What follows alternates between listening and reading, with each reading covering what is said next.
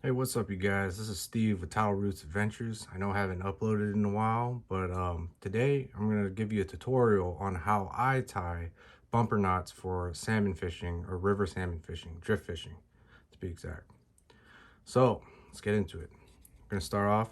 I use a 12-pound monofilament leader, at least 6 to 7 foot.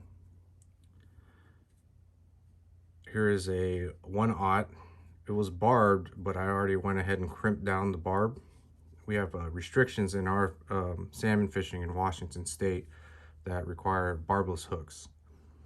Then I'm going to be using this is for pink salmon setup, so two pink Corkies, about 8 to 10 millimeters, some UV yarn that I already cut to size, which I'll explain later when I put them on, and then a little trick that I learned, which was using a wooden toothpick. I'll show you later how that works. Okay, so I went ahead and cut my 7-foot leader. What you're going to do is you're going to get this, you're going to run it through the eye of the hook, going down the shank. Okay, leave a pretty, not too long of a tag in hanging off, but long enough that you can hold it and grab it, because you're going to be applying a lot of pressure to this hook or to the line.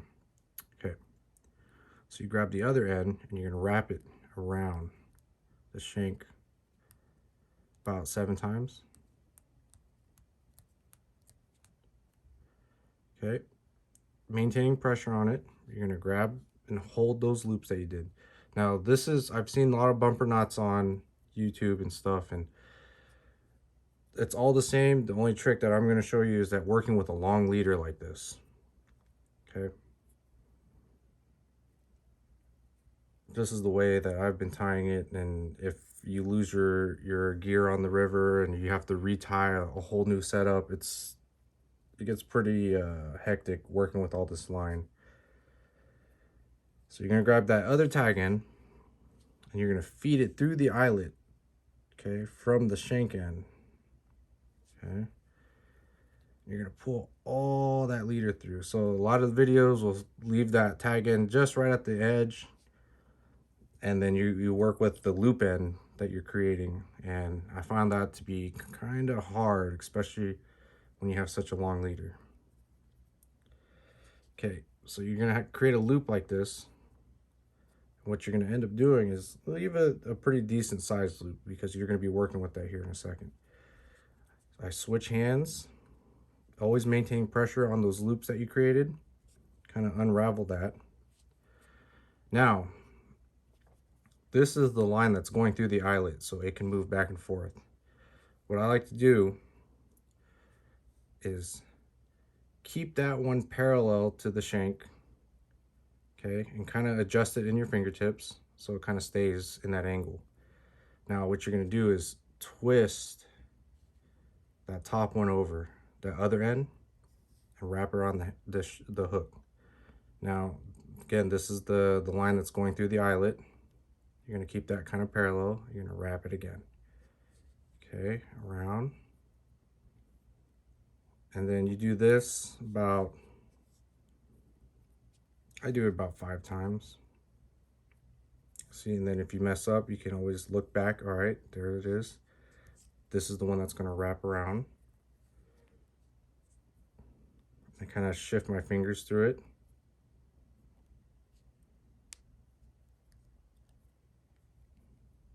And always maintaining pressure on the hook where the line is, okay? See, now I messed up right there. So you want to readjust. It's kind of hard to do it with the camera in front of your face. Wrap, wrap, wrap. Okay. Now, like, what I like to do now is kind of maintain both the pressure on both of them. I'll get that line wet.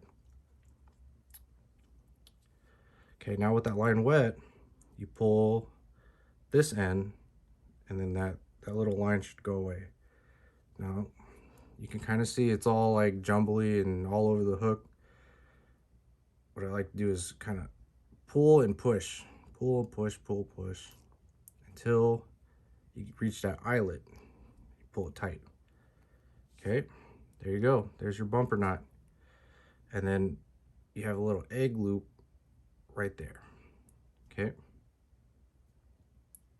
So that was the trick right there that I found that helps me and uh, some other, my father-in-law and stuff. Like, this is the way that he taught me, and this is the way I learned, especially helpful on the river. So if you do lose your gear and you don't have any backups because you keep getting snagged and stuff, then yeah, this is the best way, especially working with that 7-foot leader. Okay, so now I have the yarn and I already pre-cut it. What I do is I pre-cut it that it's no, oh wait, forgot to get this tag in. Always remember, get this tagging off. That little extra piece that you had. Get it as close as the knot as possible, but not where you cut the lines that you already wrapped. Okay. Now with the yarn, again, like I said, it's no longer than the actual hook or the length of the shaft. So it looks just like that. There you go. This is that. Now we're going to put on our beads. Okay, so you grab the other end, the tag end.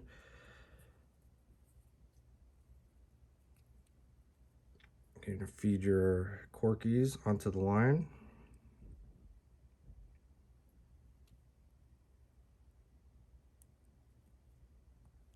There's one. There's two. Okay. Feed that all the way down to your hook. And this is the thing I like to do. You don't have to, but this is a little trick I learned, and it worked on for me on the rivers. So you want to get this top Corky and put it, about 1.5 to 2 inches away from the hook. Okay. You're gonna grab this toothpick, jam it right in that hole, kind of like a bobber stopper almost. Okay. Kind of get it in there good. Fold your line down along the Corky. Get something to cut that piece of toothpick with. Get as close as possible without cutting the line, the main line or the leader. Okay, and then shove it in. Use some flat end or something kind of stiff and push it in. And there you go. This is my setup for catching pink salmon in the Puyallup River or any river in Western Washington for drift fishing. Thank you for watching. Stay tuned. I should have more videos coming up soon. Hope you get out to the river and slay them salmon. Thank you for watching.